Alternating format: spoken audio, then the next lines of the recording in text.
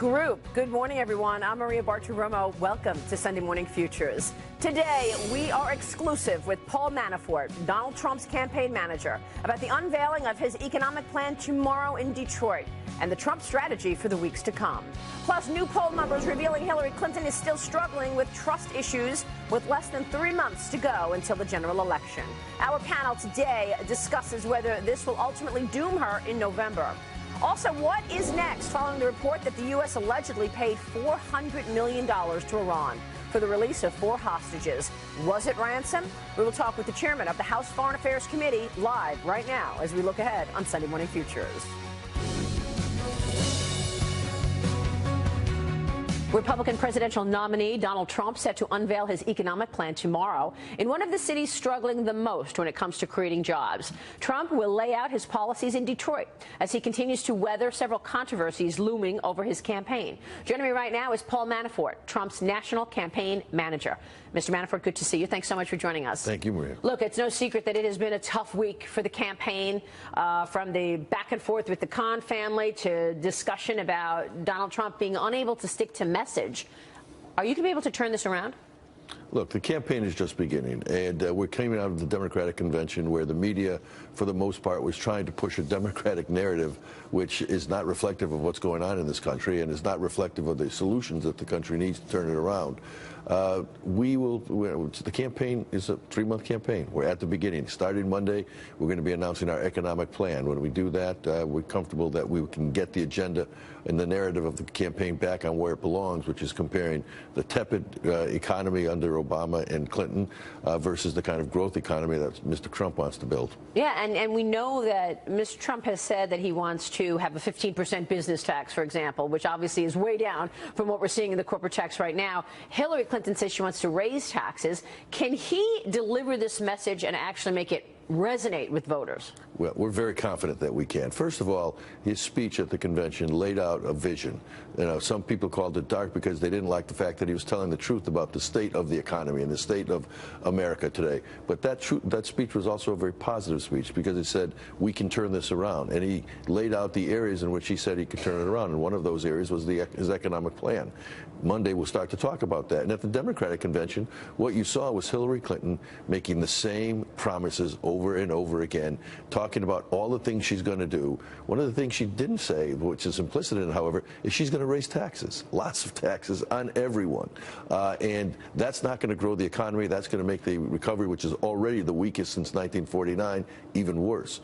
Mr. Trump on Monday will lay out a vision that's a growth economy, economic plan that will focus on not just lowering taxes, but will focus on cutting deregulation, unleashing America's energy capabilities, focusing on things that will help the middle class be able to afford their lifestyle, try and get wages to be have real growth as opposed to stagnancy like we see today.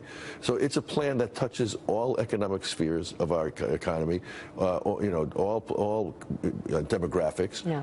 And we think is going to contrast very nicely with Clinton's hidden tax increase plan. What is Donald Trump saying right now in terms of the messaging? People, I'll tell you, there are a lot of people who initially were not on the Trump train, and then they got on the Trump train. They're disappointed. They're not sure that he can pull this off. They want to support him, but they're disappointed that he seems to be scattered in terms of messaging. Well, how do you deal with that? I would tell them to just pay attention. It's a 3-month campaign.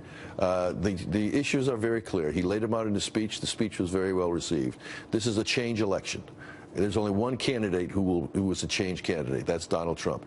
Hillary Clinton is the epitome of the establishment. She's been a part of it for 25 years.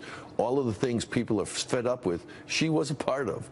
And she can't get away from that. And in the course of this campaign, that contrast will be made very clear. Give me the path to victory as you see it. I mean, we know that Donald Trump does well with white men, not so well with Hispanics, not as well with the black community. Hillary Clinton has that. So what is the path to victory, and how are you going to resonate with those important groups that you need to actually take the White House? Well, look, those important groups, as you call them, have all the same concerns that those people supporting us do. Jobs, the record levels of unemployment in the black community are the highest ever. Poverty's grown in the black community in the inner cities. The problems haven't been solved in the last 7.5 years. They've gotten worse.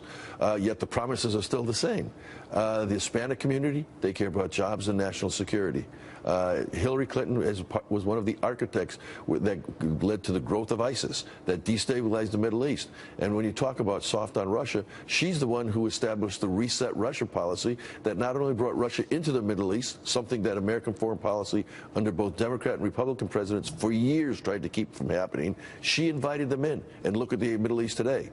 She's the one who encouraged Russia to be more involved in in dealing with Europe, and we have a weakened NATO as a result. She's the one who is, pushed Russia in such a direction that they started to put alliances together with China. Her Russia reset policy has been a disaster for the United States. And if anybody is weak on Putin and who Putin should be, anxious to see as president, it's Hillary Clinton. And then there's Iran. The administration sent $400 million in cash, cold cash, in an unmarked plane jet to Iran. They would not release the hostages until they saw that money on the jet. The president says it absolutely was not a ransom payment, but it sure looks like it. Not only does it sure look like it, I was amazed when he said, well, we couldn't get the money to them any other way than to give them cash. What's the easiest monetary currency to disappear into terrorist camps? And in America, we can't. This is America. We can't get the money in any other way. It's just, again, they just are blatant in their ability to lie, to try to push their position, and think they can get away with it. Right. The American people are smarter than that. But how should we have confidence? Give us the reason to have confidence that Donald Trump will be better and a stronger leader against these countries who are perhaps trying to hurt us, like in Iran, like a Russia. Why should we have confidence he can do it? Well, first of all, he's a strong leader. Clinton can say she's a leader, but she was a part of the architecture of the foreign policy that failed. Secondly, he's made it very clear that he's putting America's interests first, not multilateral international organizations. He said we will work with those international organizations, but we work with them on our terms. We're not going to compromise ourselves. Hillary Clinton spent her whole term as Secretary of State traveling the world, kowtowing to those international organizations and multilateral groups. That's not leadership. And she has, during that whole 4 years, there's not one concrete accomplishment that she had other than to say she's traveled more miles than any Secretary of State. Was there an emergency meeting on the part of Trump's advisors, you included, that is trying to appeal to him to not speak about things that are not relevant to the election and Hillary Clinton? No. There was no emergency meeting. Somebody called it an intervention. Rudy Giuliani said that's the wrong word. But how are you going to focus Donald Trump? We meet every day. And we deal with what's in the news and what we want to be talking about a week or two from now as well. Donald Trump is focused. He understands, and as he's been talking about the last couple of days, he understands the need to establish change versus the establishment, and that's those stakes of the election. He understands the importance of putting out his economic plan so it can be contrasted with Hillary's increased tax plan, and you're going to see that now as we move from the conventions and through the Olympics into the general election. He is very focused. He knows what he needs to do. I am confident that he's going to start doing it, and eventually the media will start having to cover it. Do you feel like you have the ground game in place, the money that's required, the organization and structure that's required to actually get this done? In the last 2 months, we've raised over $132 million. Of that, we've got over 1.2 million donors in the last 2 months.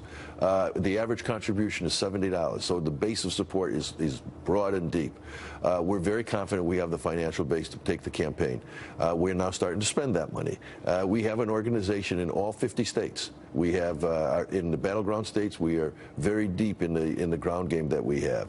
We have our voter identification programs, voter registration programs. These are all being employed right now, deployed right now. So yes, we are very comfortable. We don't need to have thousands of people working to cover up because our campaign and our candidate has a clear message. The Clinton campaign needs people because they're trying to hide from their record and obfuscate the reality.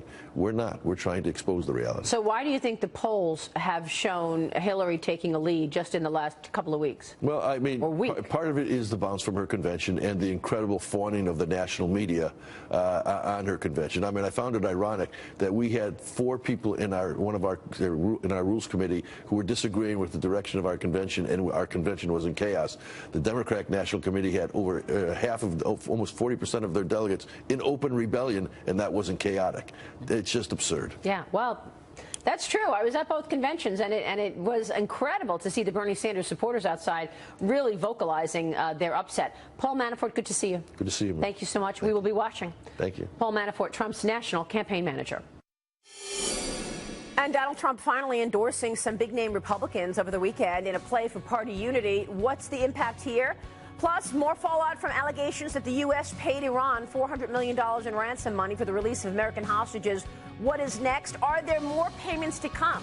We'll be talking with the chairman of the House Foreign Affairs Committee next, live with that. You can follow me on Twitter, @Maria Bartiromo, @Sunday Futures. Let us know what you'd like to hear from Representative Ed Royce coming up. Stay with us. We're looking ahead right now on Sunday Morning Futures.